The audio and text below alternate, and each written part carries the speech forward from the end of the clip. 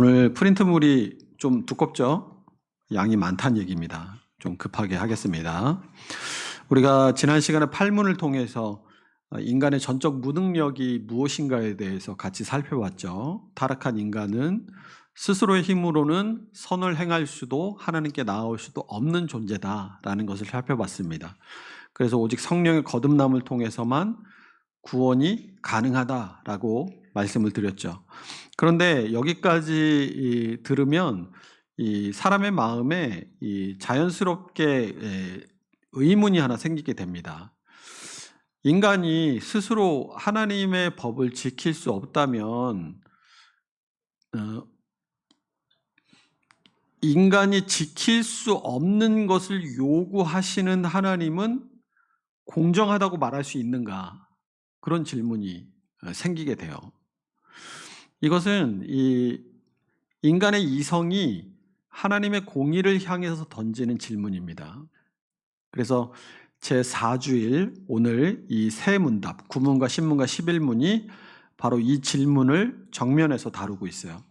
이 세 문답은 하나의 흐름 안에 있습니다. 구문이 하나님의 공의로우심에 대해서, 그리고 신문이 그 공의에 따른 심판이 무엇인가, 그리고 11문이 자비와 공의가 어떤 관계를 가지고 있는가, 그것을 다루게 됩니다. 우리 구문 읽어봅니다. 하나님께서 사람이 행할 수 없는 것을 그의 율법에서 요구하신다면 그것은 부당한 것이 아닙니까? 이 질문을 보면 논리적으로 굉장히 그럴듯하게 보여요. 불가능한 일을 요구하는 자는 부당한 거 아니냐. 하나님이 인간이 지킬 수 없는 율법을 만들어 놓고 그것을 요구하신다면 하나님은 부당한 분이다. 이렇게 논리적으로 귀결이 된다는 거죠. 그런데 요리문답은 이러한 도전에 대해서 정면으로 답을 줍니다. 우리 답 읽어봅니다. 그렇지 않습니다. 하나님께서는 사람이 그것을 행할 수 있도록 창조하셨습니다. 그러나 사람은 마귀의 유혹에 넘어가 고의적으로 불순종했고 그 결과 자신뿐만 아니라 그 능력을 잃어버리게 되었습니다. 이 답변은 겉보기에는 짧지만 그 안에 하나님의 공의를 변호하는 아주 정밀한 논리가 담겨져 있습니다. 이것을 세 가지로 나눠서 살펴볼 텐데, 첫 번째는 하나님의 요구는 원래 정당했다라는 것입니다. 이 요리문답의 첫 번째 대답이 하나님께서는 사람이 그것을 행할 수 있도록 창조하셨습니다라고 말씀하죠. 이게 핵심이에요. 하나님이 인간에게 무엇인가를 할 수 있는 능력을 주지 않은 채 지키기 불가능한 것을 요구하신 것이 아니라는 거예요. 창세기 1장 26절 27절 읽어봅니다. 하나님이 이르시되 우리의 형상을 따라 우리의 모양대로 우리가 사람을 만들고 그들로 바다의 물고기와 하늘의 새와 가축과 온 땅과 땅에 기는 모든 것을 다스리게 하자 하시고 하나님이 자기 형상 남자와 여자를 창조하시고 26절에서 우리의 형상을 따라 우리의 모양으로 사람을 만들자라고 하시잖아요. 하나님의 형상, 하나님의 모양대로 만들어졌다는 것은 하나님 어떤 분이십니까? 이 우주 만물을 창조하시고 우주 만물을 질서 있게 다스리시는 능력의 하나님이시란 말이에요. 그러면 그분의 형상을 따라 그분의 모양으로 지어졌다는 것은 모든 것을 다스리고 모든 것을 행할 수 있는 능력을 하나님께서 주셨다는 뜻이 됩니다. 그래서 여기서 말하는 우리의 형상, 이 형상이라는 것은 하나님을 알만한 것, 그리고 하나님을 사랑할 수 있는 것, 그리고 하나님의 말씀에 순종할 수 있는 능력을 하나님께서 우리의 마음에 넣어주셨다라는 거예요. 우리 전도서 7장 29절 읽어봅니다. 내가 깨달은 것은 오직 이것이라. 곧 하나님은 사람을 정직하게 지으셨으나 사람이 많은 꾀들을 낸 것이니라. 하나님이 사람에게 주신 원래의 상태를 전도서 7장이 뭐라고 얘기합니까? 정직함이라고 얘기해요. 하나님의 율법에 순종할 수 있는 능력이 창조 때부터 인간에게 주어졌다라는 의미입니다. 그래서 하나님의 이 율법을 지키라는 하나님의 요구는 처음부터 부당한 것이 아니었어요. 완전히 정당한 요구였습니다. 두 번째로 인간은 스스로의 능력으로 그 능력을 상실했어요. 그러면 이 인간이 하나님의 이 율법적 요구를 이루지 못하는 그 문제가 어디서 발생하느냐? 요리문답이 두 번째 문답 보세요. 그러나 사람은 마귀의 유혹에 넘어가 고의적으로 불순종했고 그 결과 자신뿐만 아니라 모든 후손도 그 능력을 잃어버리게 되었습니다라고 말하죠. 여기서 이 결정적인 단어가 고의적으로라는 단어예요. 인간의 타락은 인간의 실수가 아니에요. 실수가 아니라 실수도 아니고 인간이 지혜가 부족해서, 그러니까 무지해서도 아닙니다. 아담과 하와는 선악과를 먹지 말라는 하나님의 명령을 알고 있었잖아요. 창세기 2장 17절 보세요. 선악을 알게 하는 나무의 열매를 먹지 말라. 내가 먹는 날에는 반드시 죽으리라. 이 명령을 아담과 하와는 알고 있었단 말이에요. 그리고 이 명령이 충분히 명확했어요. 먹지 말라라고 분명하게 선악과라는 그 구체적인 실물을 먹지 말아라라고 분명하게 명령하잖아요. 그런데 그럼에도 아담과 하와는 뱀의 유혹에 귀를 기울였어요. 그리고 하나님의 말씀을 의심했습니다. 그리고 마침내 스스로의 의지로 금지된 열매에 손을 댔어요. 그러니까 이것은 단순한 실수나 무지에 의해서 비롯된 일이 아니라 하나님의 권위에 대한 의도적인 반역이었다라는 겁니다. 이 점이 굉장히 중요해요. 인간이 이 하나님이 주신 형상, 하나님이 주신 능력을 잃게 된 것은 하나님이 빼앗았기 때문에 없어진 거예요? 그게 아니라 인간 스스로가 자기의 자유로운 선택을 통해서 그 능력을 저버린 거예요. 그래서 지금 인간이 하나님의 율법을 지킬 수 없는 상태에 있다라는 것이 하나님이 부당하다고 말할 수 없다라는 겁니다. 오히려 인간 자신의 책임을 드러내는 것이죠. 제가 예를 들어 볼게요. 어떤 부모가 자녀가 이제 대학 갈 때가 돼서 자녀에게 대학 가기 전에 너 학비 해라, 생활비 해라 하고 그 돈을 미리 넉넉하게 줬어요. 그런데 자녀가 그 방학 기간 동안에 그 돈을 전부 다 놀고 먹는데 탕진해 버렸어요. 그럼 이제 등록 기간이 와서 부모가 얘야 너한테 준 돈으로 등록하고 자취방을 계약해라 라고 요구할 때 자녀가 내가 그거 다 써버렸는데요. 그러면 그 책임이 누구한테 있는 거예요? 부모의 부당함이라고 얘기할 수 있습니까? 아니죠. 부모의 요구는 처음부터 정당했어요. 너한테 이미 등록금과 생활비를 줬다. 그걸 가지고 등록을 해라. 부모의 요구는 정당했어요. 근데 그 돈을 써버린 것은 자녀 자신인 거죠. 인간이 하나님의 율법을 지킬 능력을 잃어버린 과정도 이것과 똑같습니다. 하나님의 요구는 처음부터 정당했는데 그 요구를 이행할 능력을 스스로 저버린 것은 인간 자신인 거예요. 그러니까 부모에게 그 책임을 돌릴 수 없는 것처럼 하나님에게 그 책임을 돌릴 수 없고 하나님이 부당하신 분이다라고 말할 수 없다라는 거죠. 세 번째, 타락의 결과는 모든 후손에게 미칩니다. 요리문답이 제일 마지막에 보면 그 결과 자신뿐만 아니라 그 모든 후손도 그 능력을 잃어버리게 되었다라고 말하죠. 이것이 원죄 교리의 핵심이에요. 아담의 타락이 자기 자신에게만 영향을 미친 게 아니라 그의 모든 후손들에게 전달된다라는 겁니다. 그런데 여기서 또 하나의 의문이 생길 수 있죠. 나는 아담이 죄를 짓는 그 일에 나는 동의한 적도 없고 나는 참여하지도 않았는데 왜 내가 그 능력을 잃어버려야 되냐? 왜 아담이 지은 죄의 결과를 내가 받아야 되냐? 이런 질문이 생길 수가 있어요. 굉장히 합리적으로 들리잖아요. 그런데 성경은 아담을 단순한 개인으로 보지 않습니다.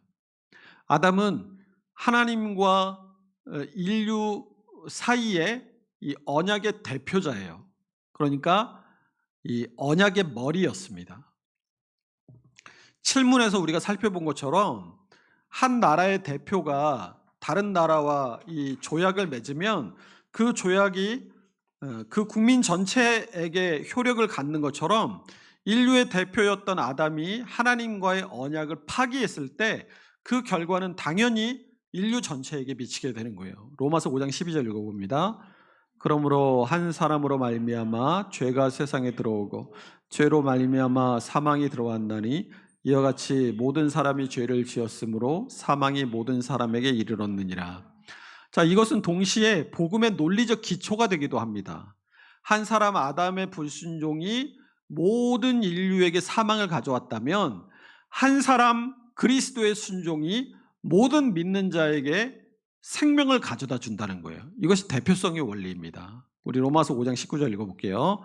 한 사람이 순종하지 아니함으로 많은 사람이 죄인 된 것 같이 한 사람이 순종함으로 많은 사람이 의인이 되리라. 이렇게 제 구문은 단순히 하나님이 부당하다라는 주장을 변호하는 데서 그치지 않습니다. 그 안에 이 복음의 구조가 담겨져 있어요.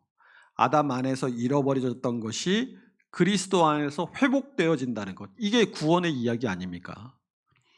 자, 제 구문이 확인해 준 것처럼 인간의 죄와 그 결과에 대한 책임이 하나님에게 있지 않습니다. 그러면 이제 다른 질문이 따라올 수 있겠죠. 그러면 하나님이 이 인간의 죄와 이 불순종을 그냥 지나치시겠느냐라는 거예요. 제 신문이 이 질문에 대한 답입니다. 우리 신문 읽어봅니다. 하나님께서는 이러한 불순종과 배반을 벌하지 않으시고 그냥 두십니까? 이 질문은 어떤 의미에서 이 인간이 가지고 있는 가장 내면의 내면 깊은 곳에 가지고 있는 은밀한 소망을 반영합니다. 그게 뭐냐면 혹시 하나님이 한번 넘어가 주시지 않을까?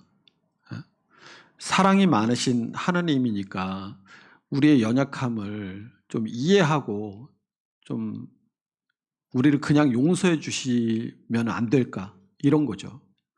근데 요리문답은 이 소망에 대해서 단호하게 대답합니다. 신문의 답 읽어봅니다.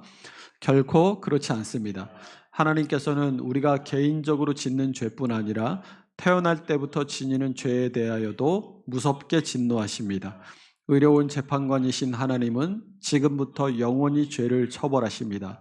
하나님께서는 다음과 같이 선언하셨습니다. 율법에 기록된 모든 말씀을 지켜 행하지 아니하는 자는 저주를 받을지어다. 자, 이 답변에도 역시 하나님의 심판에 대한 세 가지 중요한 사실이 담겨져 있어요. 첫 번째는 하나님은 죄에 대해서 무섭게 진노하신다는 겁니다. 이 요리문답의 답을 보면 이 죄에 대한 하나님의 반응을 무섭게 진노하신다라고 표현하고 있어요. 이건 단순히 뭐 내가 그 사람의 죄를 볼 때 불쾌하다, 굉장히 유감스럽다 이런 정도가 아닌 거죠. 하나님의 진노는 이 거룩하신 하나님의 본성에서 비롯된 필연적인 반응입니다. 여기서 우리가 반드시 구별해야 될 게 있어요. 하나님의 진노와 우리 인간의 감정적인 분노는 다르다는 거예요.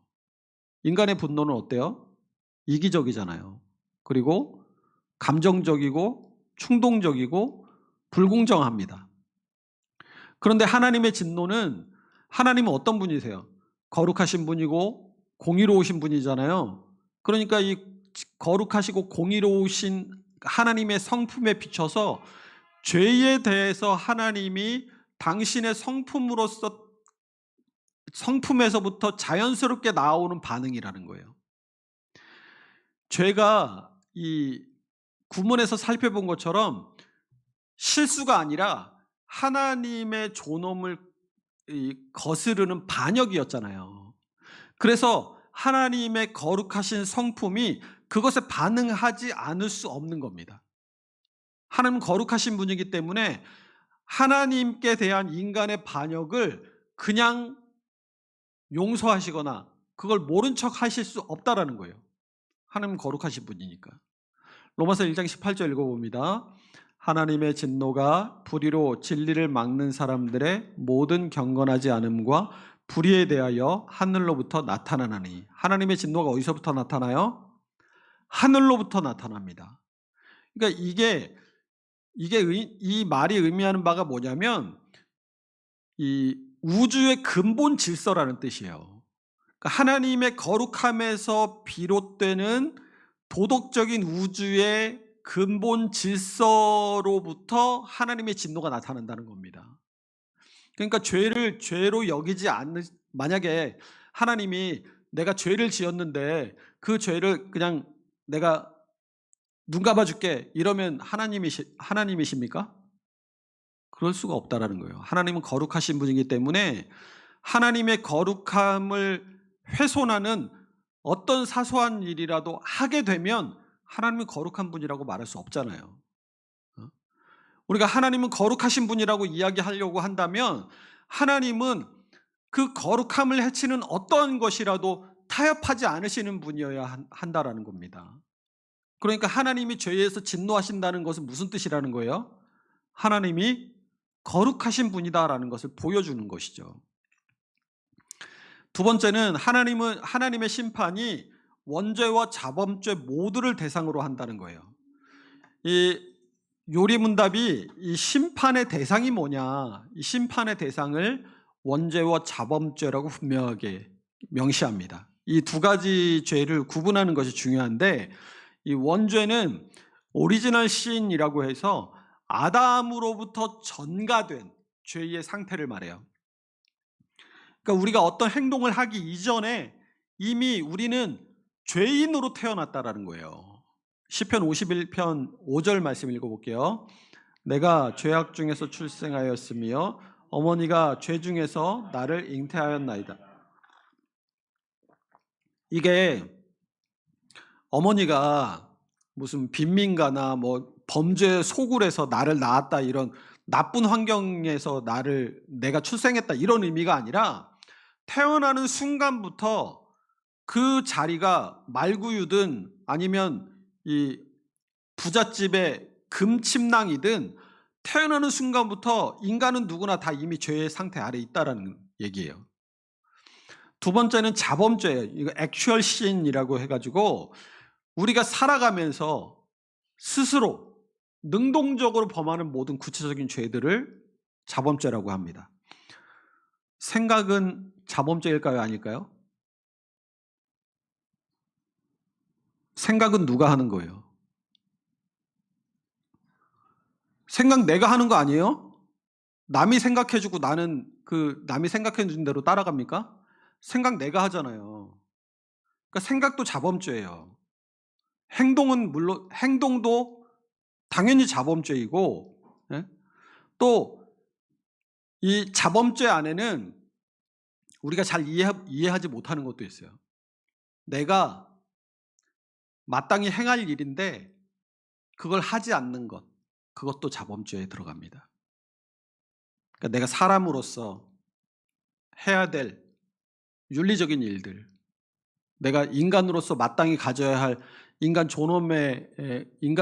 존엄한 인간으로서 마땅히 보여야만 할 그런 태도를 갖지 않는 것.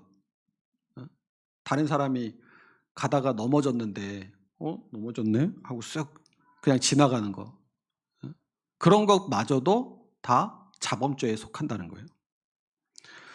이 요리문답이 이 원죄와 자범죄 두 가지 모두를 함께 언급하는 것에는 중요한 이유가 있어요.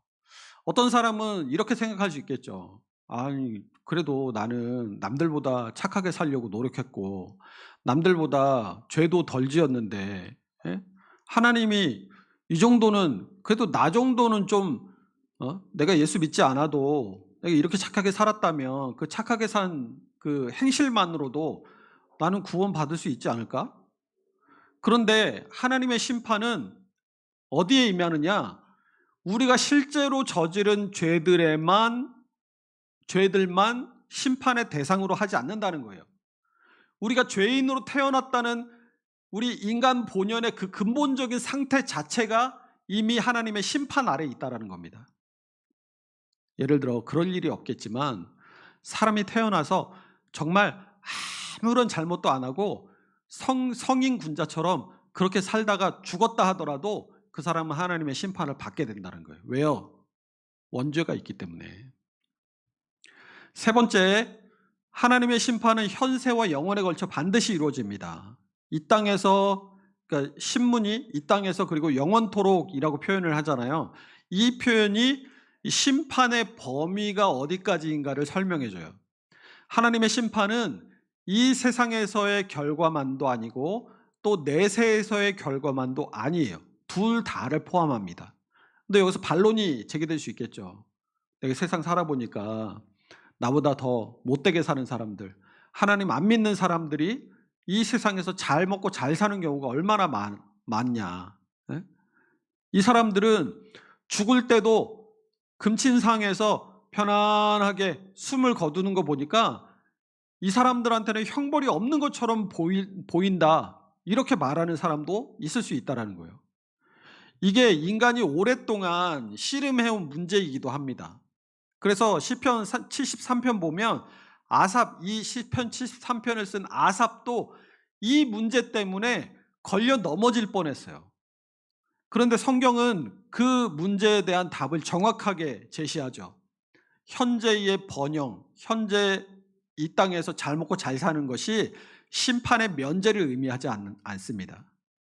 오히려 잠언 1장 32절 보세요. 같이 읽습니다. 어리석은 자의 퇴보는 자기를 죽이며 미련한 자의 안일은 자기를 멸망시키려니와.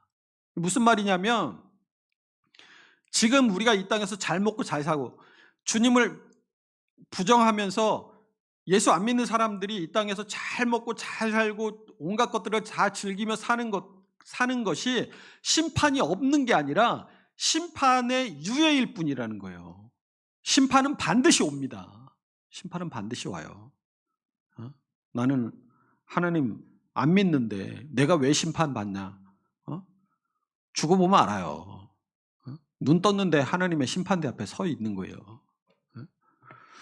이 요리문답이 갈라디아서 3장 10절을 인용하잖아요. 갈라디아서 3장 10절에 보면 누구든지 율법책에 기록된 대로 모든 일을 항상 행하지 아니하는 자는 저주 아래에 있는 자라라고 말해요. 여기서 우리가 세 가지를 주목해 봐야 돼요. 갈라디아서 3장 10절에 세 가지를 동그라미로 한번 쳐보세요. 누구든지 하나님의 심판에 예외가 없다는 말이에요. 두 번째로 모든 일을 부분적인 순종으로 만족하지 않는다? 부분적인 순종으로 충족되지 않는다는 거예요. 세 번째, 항상 우리가 평생 잘못하지 않고 바르게 살았더라도 단 한 번이라도 실수하면 이 선고 아래 놓이게 된다는 거예요. 이것이 율법 앞에 선 인간의 상태입니다. 여기서 우리가 잠깐 멈춰야 되는데 이 말씀을 들으면 누구라도 두려움을 느끼겠죠. 하나님의 심판이 정말 무섭구나. 누구든지 모든 일을 항상 이 기준을 충족할 수 있는 사람이 있어요? 없어요. 누구도 없습니다. 그래서 이 말씀을 통해서 우리는 뭘 깨달아요? 율법 앞에 선 인간은 스스로의 힘으로는 스스로를 구원할 수 없다라는 것이 분명해지죠. 이것이 율법의 기능 중에 하나예요. 율법은 우리에게 내 힘으로 할 수 없으니까 나를 구원해 줄 누군가가 필요하다는 것을 깨닫게 해줘요. 로마서 3장 20절 읽어봅니다. 그러므로 율법의 행위로 그의 앞에 의롭다 하심을 얻을 육체가 없나니 율법으로는 죄를 깨달음이니라. 율법은 우리를 정죄합니다. 너 죄인이야. 그게 율법의 기능이에요. 그리고 거기서 끝나는 것이 아니라 너 죄인이야 라는 그 정죄가 우리를 복음으로 몰고 가는 거예요. 내가 심판을 벗어날 수 없고 아무리 노력해도 그 심판 앞에 내가 설 수밖에 없다는 것을 깨달을 때 우리는 비로소 그때 내 인생에 구원자가 필요하구나라는 것을 간절히 깨닫고 찾게 되는 거죠. 여러분, 내가 죄인이라는 사실을 깨닫지 못하면 구원자가 필요하겠어요? 필요 없단 말이에요. 여러분은 다 자신이 내가 죄인이라는 사실을 깨달았기 때문에 예수님 앞에 나온 거잖아요. 세상 사람들한테 물어보세요. 내가 뭐 잘못했는데. 대뜸 나오는 말이 그 말이에요. 자기가 죄인이라는 사실을 깨달아야 구원자가 나한테 필요하구나라는 사실을 알고 찾게 되어 있습니다. 이게 이 신문이 우리에게 주는 선물인 거예요.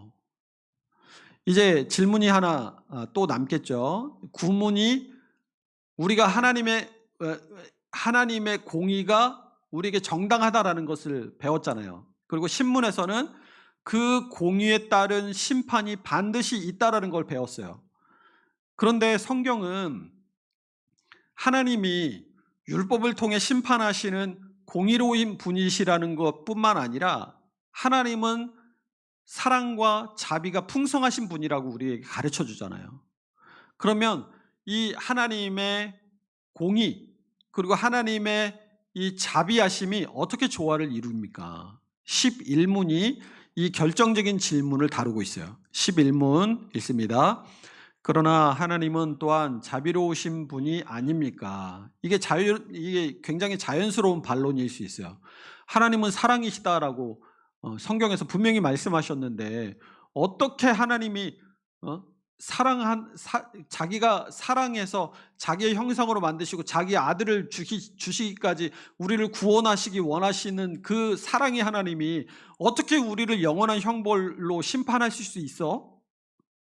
자비로우신 하나님이신데 심판하시면 결국 자비로운 게 아닌 거 아니야? 이렇게 반문을 가질 수 있다는 거죠. 이 현대인들이 가장 쉽게 품는 생각이 바로 이런 생각들이에요. 이 생각이 부분적으로는 맞아요. 하나님은 자비로운 분이시잖아요. 의심할 여지 없는 성경의 가르침입니다. 하나님의 사랑이시라. 그런데 요리문답은 여기서 멈추지 않습니다. 우리 11문의 답을 읽어봅니다.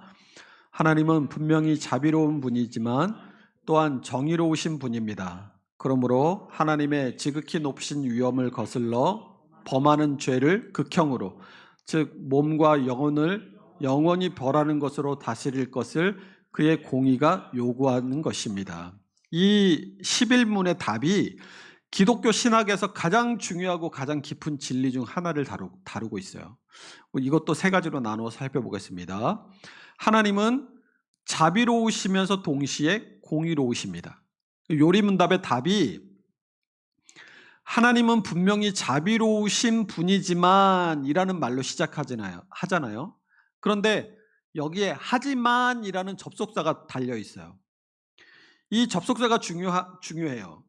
자비는 분명히 인정하지만 그게 전부가 아니라는 거예요. 하나님은 자비로운 분이심에 분명하지만 동시에 그것만큼 분명하게 공의로우신 분이십니다. 많은 사람들이 이 인간의 이성적인 판단으로 하나님이 공의로우시다면 자비롭지 않는 거 아니야? 하나님이 자비롭다면 자신의 공의를 포기하신 거 아니야? 이렇게 하나님의 자비와 공의를 서로 대립하는 것으로 생각합니다. 이게 인간 이성의 한계예요. 우리는 당연히 다 그렇게 생각해요. 자비로우면 공의롭지는 않다고 생각하고 공의로우면 자비롭지 않다라고 생각해요. 그런데 성경은 하나님은 이 둘이 동시에 완전하게 참이다라고 말합니다. 출애굽기 34장 6절 7절 읽어봅니다.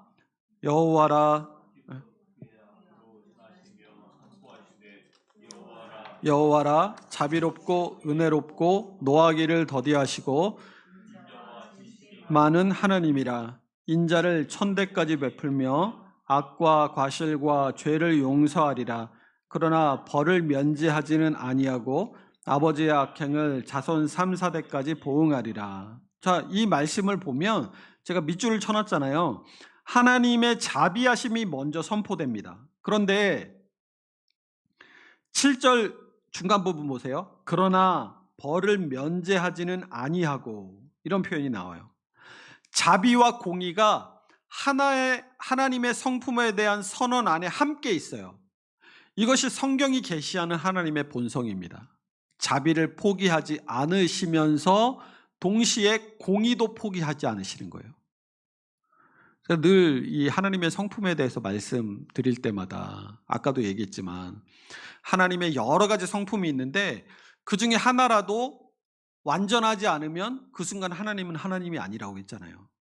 그러니까 이 두 가지, 공의와 사랑이라는 두 가지 속성 사이의 긴장, 그리고 그 긴장이 어떻게 말씀 안에서 해소되는지, 그것이 바로 복음의 핵심이 되는 겁니다.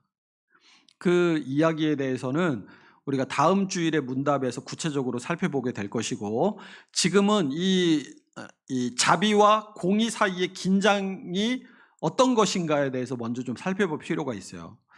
2번, 하나님의 공의는 죄에 대한 완전한 보상을 요구합니다. 거기 보시면 11문의 중간에 하나님의 지극히 높으신 위엄을 거슬러 범하는 죄를 극형으로, 즉 몸과 영혼을 영원히 벌하는 것으로 다스리실 것을 그의 공의가 요구한다라고 말하죠. 여기서 핵심은 두 가지예요. 죄의 성격 그리고 공의의 요구입니다. 첫 번째, 죄의 성격을 생각해야 돼요. 죄는 아까 그 아담의 원죄에 대해서 살펴보면서 말씀드린 것처럼 뭐 실수나 아니면 단순히 어떤 규칙을 어긴 정도가 아니라 죄는 하나님의 지극히 높으신 위엄을 거슬러서 반역한 거라고 그랬잖아요. 그러니까 형벌의 무게를 우리가 누구를 향해서 죄를 범했는가에 따라서 그 형벌의 이 무게가 달라져요. 동일한 행위를 하더라도 그 대상이 누구냐에 따라서 결과가 전혀 달라질 수 있습니다. 그러니까 일반인한테 어떤 동일한 죄를 범한 거하고 우리가 사회적으로 적극적으로 보호하는 대상에게 동일한 죄를 범한 거하고 이 더 큰 비난과 더 큰 형량을 받을 수 있다라는 거예요. 그러면 여기서 이 지극히 높으신 하나님을 향한 범죄, 그러니까 이게 가장 극심한 반역인 거예요. 그러니까 무한히 거룩하신 하나님의 위엄을 거스르는 것이기 때문에 그에 상응하는 보상은 뭘로 이루어져야 돼요? 유한한 것으로는 그것을 갚을 길이 없는 거예요. 이게 이 하나님을 향한 이 반역에 대한 결과로 영원한 형벌이 정당한 이유가 되는 겁니다. 그러면 하나님의 공의는 무엇을 요구하는가? 두 가지를 요구해요. 하나는 완전한 만족을 요구합니다. 죄에 대한 완전한 보상이 이루어져야 돼요. 그러니까 우리는 죄를 짓다가 죄를 지어서 감옥에 가서 감옥에서 좀 착하게, 그러니까 모범수로 지내고 하면 좀 이제는 좀 풀어줘도 되지 않냐 해가지고 이렇게 출소를 땡겨주기도 하잖아요. 그런데 하나님의 공의는 완전한 만족을 요구합니다. 죄에 대한 완전한 보상이 이루어져야 돼요. 그러니까 부분적인 보상으로는 하나님의 공의를 만족시킬 수 없습니다. 두 번째는 범죄와 형벌의 균형을 요구해요. 하나님의 공의는 범죄의 크기에 걸맞은 형벌을 요구합니다. 그러니까 무한하신 하나님을 향한 범죄는 그러면 어떤 결과를 요구해요? 무한하신 하나님에 대한 범죄니까 무한한 형벌을 요구하는 거예요. 그에 걸맞는 이 범죄와 형벌의 균형을 요구하는 것이니까. 그렇기 때문에 이것 때문에 인간이 스스로 자신을 구원할 수 없는 거예요. 유한한 인간이 무한한 대가를 치를 수 있어요? 없어요. 인간이 영원한 고통을 당한다고 할지라도 그것은 하나님의 공의를 완전히 만족시킬 수 없습니다. 죄를 지은 인간이 그 죄의 대가를 인간 스스로가 감당해야 한다면 그것은 뭐만 남겠어요? 영원한 형벌만 남는 거예요. 끝이 날 수 없어요. 무한하신 하나님에게 유한한 인간이 죄를 범했다면 그걸 갚을 길은 무한으로 갚는 방법밖에 없다라는 거죠. 그러면 인간이 처해질 형벌은 당연히 무한한 형벌일 수밖에 없다라는 귀결이 나오는 거예요. 자, 세 번째, 이 진리가 구원자의 필요성을 만들어냅니다. 아주 중요한 부분이에요. 하나님은 자비로우시기 때문에 인간을 사랑하시죠. 또 하나님은 공의로우시기 때문에 그 인간의 죄를 반드시 심판하셔야 되죠. 이 두 가지 모두가 성경이 참이라고 말한다면 인간의 구원은 그럼 어떻게 가능합니까?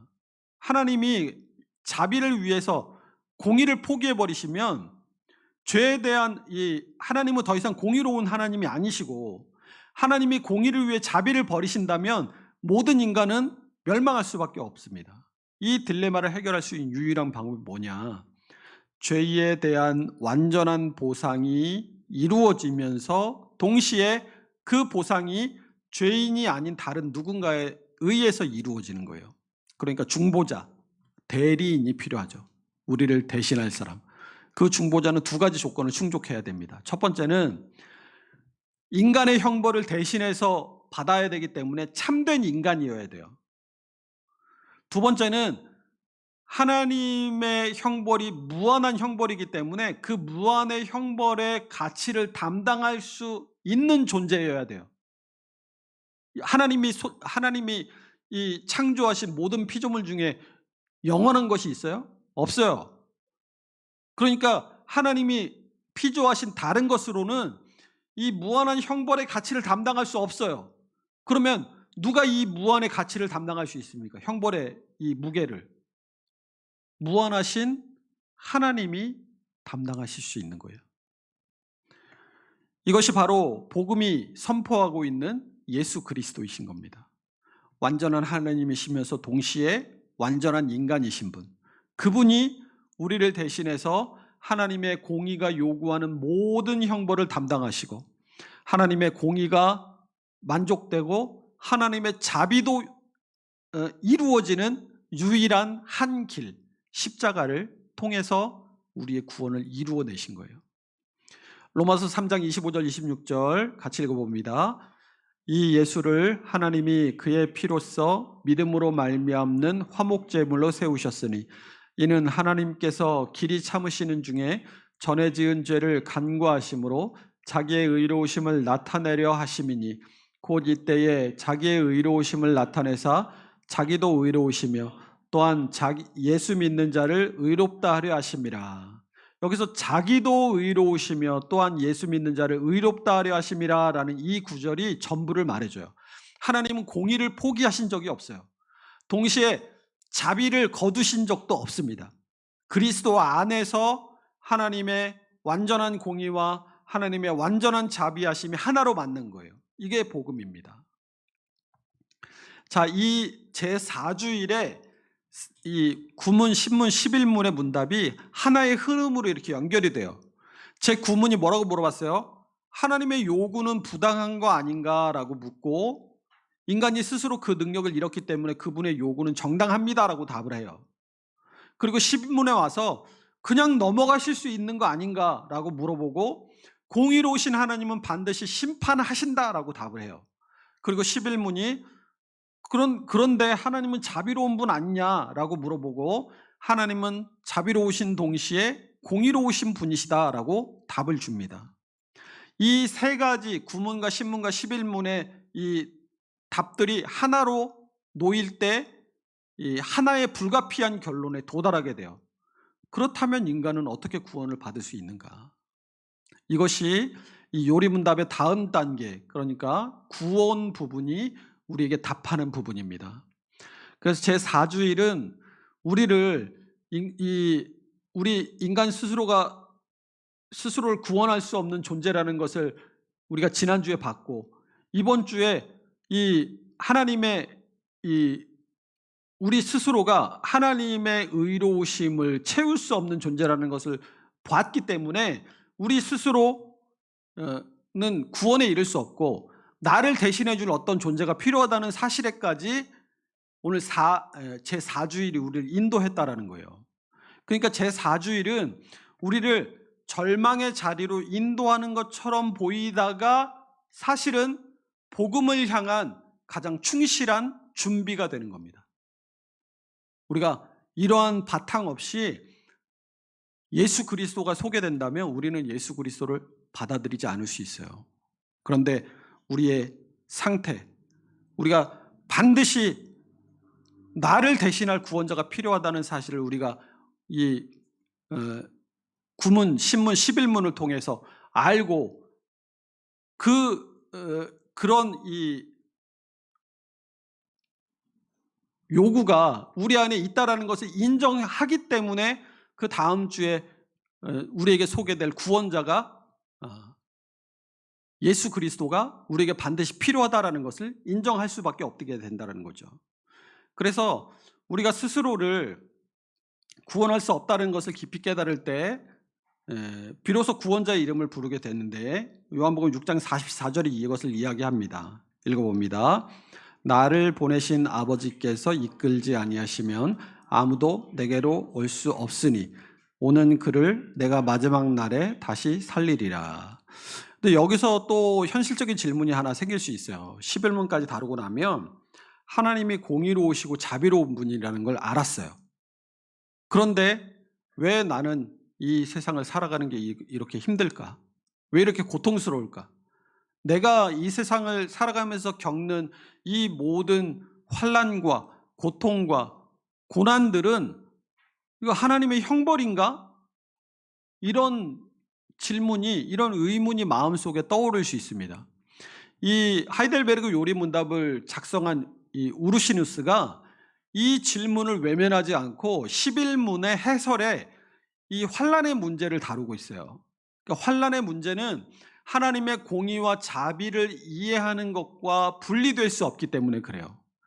그래서 우리 교재 6페이지 보시면 우리가 이 땅에서 만나는 이 환난과 관련해서 세 가지 핵심적인 질문들을 좀 다뤄보려고 해요. 환난에 어떤 종류가 있는지, 또 환난의 원인은 뭔지, 또 환난을 당할 때 우리가 얻는 위로는 어떤 것들이 있는지. 자, 첫 번째로 환난의 종류는 크게 두 가지로 나눌 수 있습니다. 일시적인 환난과 영원한 환난이에요. 먼저 일시적인 환난은 우리가 이 땅을 살아가면서 당하게 되는 것들, 그러니까 뭐 질병, 가난, 치욕, 수치, 비방, 억울한 일, 압박, 유배, 전쟁, 그리고 세상에서 겪게 되는 모든 고통들, 그리고 죽음 자체까지, 여기까지가 일시적 환난에 속합니다. 생각해 보세요.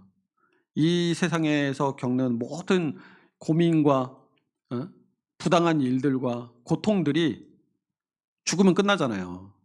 그죠? 그래서 일시적인 환난이라고 말하는 거예요. 이 환난은 그런데 의인과 악인을 구분하지 않고 찾아옵니다. 그리고 이 환난들은 이 성격에 따라서 어떤 사람에게는 형벌이 되고 어떤 사람에게는 십자가가 될 수도 있어요. 형벌로서 오게 되는 환난은 죄책을 진 사람들에게 파멸과 고난이 징벌로서 부과되는 것을 말해요. 이 형벌로서의 환난은 누가 받느냐? 유기된 자들에게만 해당됩니다. 그러니까 형벌로서 받는 환난은 예수 믿는 사람들에게는 해당되는 환난이 아니에요. 왜냐하면 이 형벌로서의 환난은 하나님의 공의를 그들에게 보상받고자 하는 목적으로 부과되는 것이 형벌로서의 환난이기 때문에 그래요. 그러니까 율법은 모든 사람들을 순종하든지 아니면 형벌을 받든지 이 둘 중 하나에 매이도록 묶어두고 있어요. 반면에 우리가 당하는 이 세상을 살아가면서 당하게 되는 일시적인 환난 중에 십자가로서의 환난이 있습니다. 이 십자가는 경건한 자들에게만 있는 환난이에요. 이건 형벌이 아니에요. 하나님의 공의를 보상하기 위한 목적으로 주어지는 것이 아니기 때문이죠. 십자가, 우리가 이 세상에서 겪게 되는 고난, 이 환난, 이 십자가로서의 환난에는 네 가지가 있는데 각각 그 목적이 다릅니다. 첫 번째 종류의 십자가는 하나님께서 의인들에게 그들의 죄로 인해서 부과하시는 징계를 의미해요. 하나님이 마치 아버지가 아들의 어떤 잘못을 온유함과 사랑으로 교정하듯이 우리의 이 생각과 행동을 교정하시기 위한 목적으로 부과하시는 징계를 의미합니다. 그러니까 이건 형벌이 아니죠. 형벌이 아니라 하나님의 사랑이 담긴 훈육이에요. 우리가 이 땅에서 믿는 자들이 당하는 고난과 어려움을 통해서 어떻게 돼요? 성도는 자신의 정결하지 않은 것, 그리고 자기가 여태 버리지 못했던 그 죄들을 깨닫게 되고 회개하게 되고 거룩함의 길로 돌아서게 되는 거예요. 이것이 십자가로서의 징계입니다. 두 번째 환난은 성도들의 믿음과 소망과 인내를 시험하고 단련하는 거예요. 그러니까 연단하는 거죠. 이것을 통해서 이 믿음과 소망과 인내가 성도 안에서 강화되고 자신들의 연약함이 자신과 다른 사람에게 드러나게 돼요. 욥이 당한 환난이 이런 성격의 것이었죠. 세 번째 종류의 십자가는 순교입니다. 성도들이 자기가 믿고 있는 이 복음의 진리를 피로써 확증하고 증언하는 것이 바로 순교예요. 이 성도들이 순교하는 성도들은 죽음 앞에서도 복음이 진리라는 사실을 선포하고 자신들이 가르친 위로를 죽음 속에서 직접 경험하는 행위가 순교예요. 네 번째 종류의 십자가는 그리스도의 구속, 그러니까 그분의 순종을 의미합니다. 우리가 이 복음서에서 말하는 그 십자가, 예수님이 지신 그 십자가, 그걸 얘기하는 거예요. 이게 우리의 죄에 대한 배상이에요. 그리고 우리가 비하를 뭐라 그랬어요? 전능하신 하나님이 유한한 인간의 몸을 입고 이 땅에 오셔서 사람들과 부대끼면서 죄 가운데 사시고 고난당하시고 붙잡혀서 고난당하시고 십자가에 죽으시고 장사되는 것까지가 이 그리스도의 낮아지심, 비하라고 그랬잖아요. 이게 여기에 포함이 되는 거예요. 다 그리스도의 구속에 이 그리스도의 비하가 다 포함이 되는 겁니다. 두 번째 환난은 영원한 환난이 있어요. 이 영원한 환난은 몸과 영혼에 임하는 영구한 고통들을 말합니다. 그러니까 마귀와 금생에서 하나님께 돌아오지 않은 악인들, 그들이 받을 최종적인 형벌, 그것을 영원한 환난이라고 얘기해요. 성경에서는 이 영원한 환난을 뭐라고 얘기하냐면 여러 가지 말들로 표현하는데 지옥, 고통, 영원히 꺼지지 않는 불, 죽지 않는 벌레, 영원한 죽음, 이런 말들로 표현합니다. 그런데 공통점이 있어요. 그 고통들이 영원히 지속되고 절대로 죽지 않으면서 항상 죽어가는 상태가 계속된다라는 거예요. 이사야 60장 24절이 그 벌레가 죽지 아니하며 그 불이 꺼지지 아니하며 라고 말하고, 마태복음 25장 41절이 저주를 받은 자들아 나를 떠나 마귀와 그 사자들을 위하여 예비된 영원한 불에 들어가라 라고 말합니다. 이런 형벌이 반드시 있어야 되는 이유가 있어요. 무한히 선하신 하나님을 거슬러서 지은 죄, 그 죄에 대해서 무한한 형벌과 보상이 요구된다라고 했잖아요. 그런데 이 세상에서 당하는 환난만으로는 그것이 충족이 돼요? 충족이 되지 않아요. 이 세상은 유한하잖아요. 그러니까 무한한 형벌을 받아야 되는데 무한한 형벌을 받기 위해서는 이 세상으로는 부족하기 때문에 영원한 형벌이 반드시 있다라는 거예요. 그리고 그 영원한 형벌은 우리의 영혼과 몸을 모두를 포함한다라는 겁니다. 예수님도 그것을 분명히 말씀하셨어요. 마태복음 10장 28절 보시면 오직 몸과 영혼을 능히 지옥에 멸하실 수 있는 일을 두려워하라라고 말하죠. 그러니까 영원한 형벌이 몸과 영혼을 멸하는 일이라는 것을 말씀하는 거예요. 이번 환난의 원인이 뭐냐? 환난의 원인도 두 가지로 나눠져요. 첫 번째는 악인의 경우, 그리고 두 번째는 경건한 자들의 경우, 이렇게 나눠집니다. 앞서서 이 환난의 종류에서도 살펴본 것처럼 이 환난이 악인의 경우에는 형벌로 나타나요. 이 형벌의 원인이 세 가지로 정리가 되는데 첫 번째는 죄 자체예요. 이 형벌을 재촉하는 원인이 됩니다. 그러니까 악인들이 고통당하는 것은 그 고통으로 인해서 죄에 대해 정의로운 형벌로서의 보상이 이루어지기 위한 거예요. 그러니까 죄를 지었으면 당연히 벌을 받는 것. 그거 얘기하는 거죠. 두 번째는 하나님의 공의가 형벌의 원인이 됩니다. 이 죄에 대해서 형벌을 가하는 주된 원인이 바로 하나님의 공의인 거죠. 세 번째는 도구적 원인들이 있어요. 이 선하든지 악하든지 천사들이나 사람들 그리고 다른 피조물들이 이 환난의 도구로 사용이 돼요. 그런데 이들 모두가 하나님의 뜻 아래에서 죄인을 대적해서 싸웁니다. 경건한 자들의 경우에는 십자가의 원인이 돼요. 죄가 이 환난의 원인이 되는데 이거 여기서 말하는 이 경건한 자들이 이 십자가의 원인으로서 지게 되는 죄는 악인의 경우와는 달라요.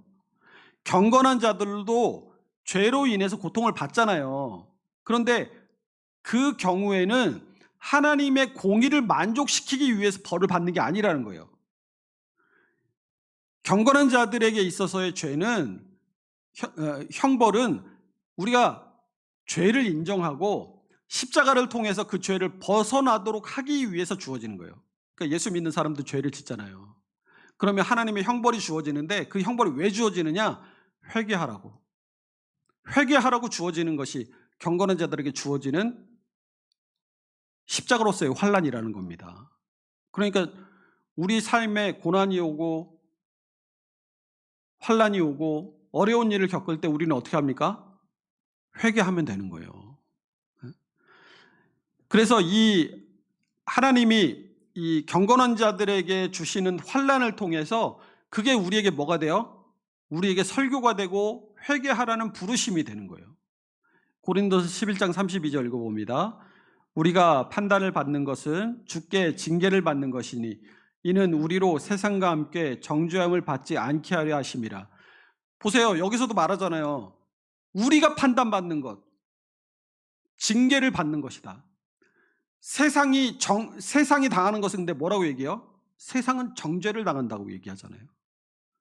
두 번째 환난은 죄와 마귀와 세상을 미워하기를 배우도록 하기 위해서 우리에게 환난이 찾아와요.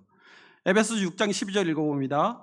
우리의 씨름은 혈과 육을 상대하는 것이 아니요 통치자들과 권세들과 이 어둠의 세상 주관자들과 하늘에 있는 악한 영들을 상대함이라.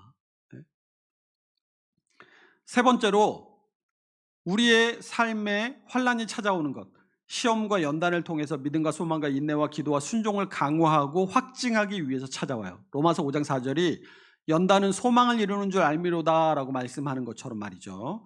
그리고 네 번째로는 우리의 삶에 찾아오는 환난, 고난은 성도들의 특수한 과오와 실수들에 대한 반응으로 나타납니다. 하나님이 다양한 징계들을 통해서 성도들의 죄를 불쾌히 여기신다는 것을 보여줘요. 그리고 그것을 회개하지 않으면 더 심한 보응이 따르리라라는 것을 알려주시는 거죠. 다섯 번째로 교회와 성도들을 구하심으로써 하나님 자신의 영광을 드러내시기 위해서 환난이 우리에게 있습니다. 하나님은 이 자기 백성을 극심한 위험 속에 있게 하심으로써 그분이 행하시는 구원의 역사가 더 영광스럽게 드러나도록 하십니다.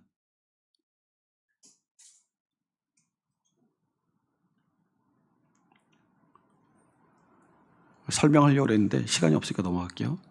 자, 6번 성도들로 하여금 환난을 당하시고 영광에 들어가신 그리스도와 하나 되게 하기 위해서 환난을 허락하세요.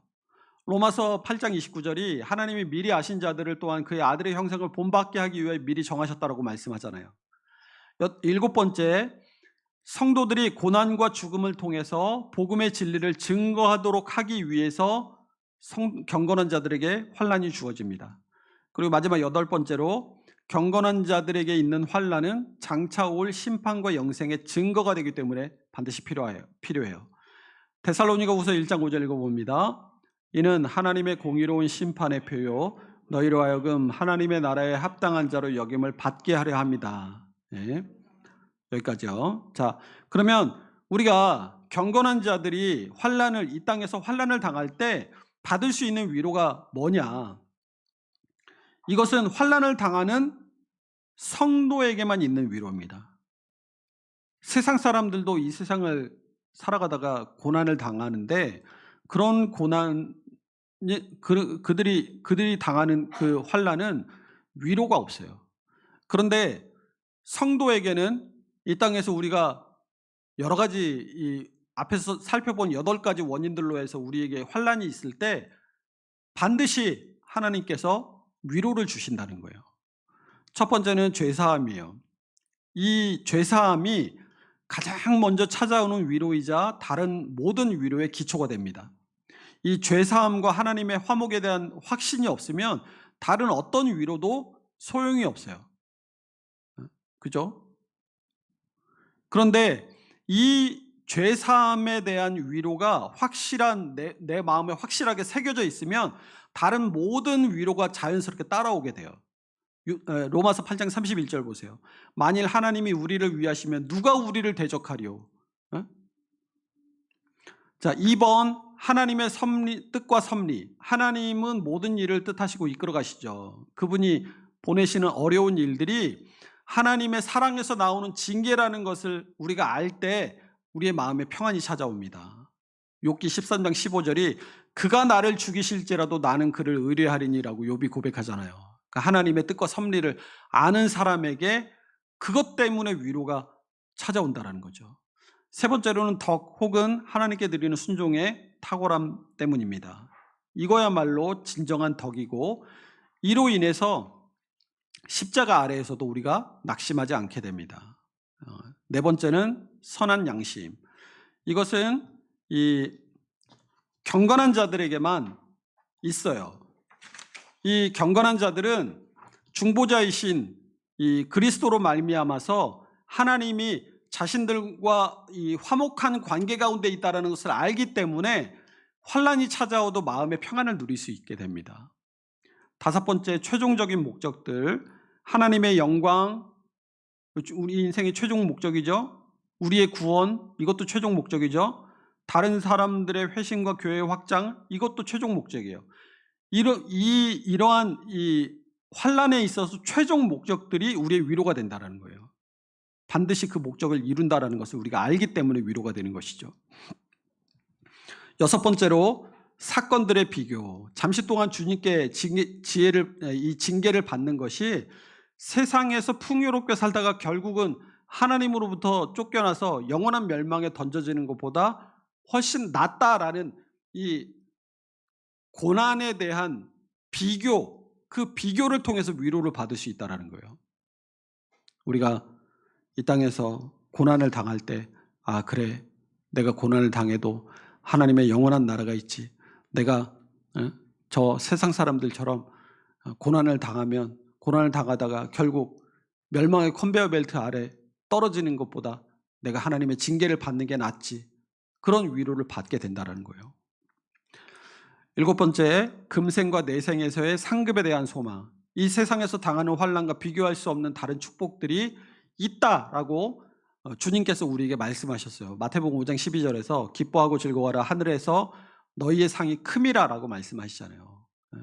우리가 이 땅에서 비록 어려움을 당하고 환난을 당하고 고난 가운데 있지만 하나님 나라 가면 하나님께서 나에게 큰 상급을 주시겠지.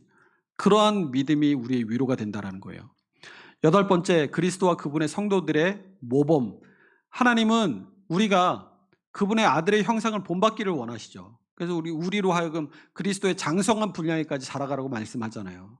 그런데 그리스도께서 고난을 당하셨고 또 주님을 따르던 수많은 거룩한 순교자들도 환난을 받았지만 망하지 않았어요. 그것이 우리의 위로가 됩니다. 아홉 번째, 환난 중에서 하나님이 함께 하십니다. 하나님은 자신의 성령으로 우리와 함께 하시면서 십자가를 지고 이 땅에서 고난당하고 십자가를 지고 힘겹게 걸어가는 우리를 위로하시고 또 강하게 붙들어 주십니다. 그리고 우리가 감당할 만한 시험 밖에는 허락하지 않으시고 시험을 당할 때마다 어떻게 한다고 그러세요? 피할 길을 내신다라고 말씀하세요. 시편 91편 15절이 그들이 환난 당할 때에 내가 그와 함께하여 그를 건지고 오라고 약속하십니다. 그리고 이사야 49장 15절 읽어봅니다. 여인이 어찌 그 젖먹는 자식을 잊겠으며 자기 태에서 난 아들을 긍휼히 여기지 않겠느냐. 그들은 혹시 잊을지라도 나는 너를 잊지 아니할 것이라. 이 말씀, 우리가 환난 당하고 있는데, 정말 어려움 가운데 눈물 짓고 있는데 이 이사야 49장 15절의 말씀을 우리가 듣게 되면 얼마나 큰 위로가 되겠어요. 하나님이 나와 함께 하시는구나. 하나님이 끝까지 나를 포기하지 않으시는구나. 하나님 반드시 나를 깊은 수렁과 같은 환난에서 건져주실 것이구나 라는 걸 알고 위로를 받게 된다는 거죠. 그리고 마지막 10번째로 완전한 최종적인 구원. 이것이 모든 위로의 절정이 됩니다. 구원에도 여러 단계가 있어요. 첫 번째 단계는 이 세상에서 시작됩니다. 영생이 우리가 예수 그리스도를 믿는 순간 하나님의 자녀가 되는 복과 함께 영생을 누리게 된다라고 하잖아요. 우리가 아직 그 최종적인 단계에 이르지는 않았지만 우리가 이 땅에서 살아가고 있는 그 순간에도 영원한 생명을 지금 우리는 살아가고 있는 거예요. 두 번째 단계는 육신의 죽음에서 경험이 됩니다.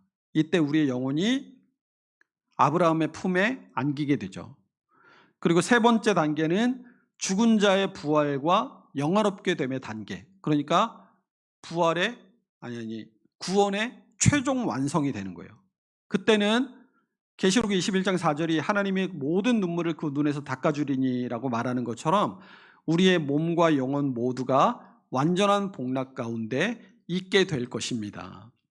여기까지가 구문에서 11문까지의 내용이고요. 우리 다음 주에는 이 구원에 대해서 12문부터 같이 살펴보도록 하겠습니다.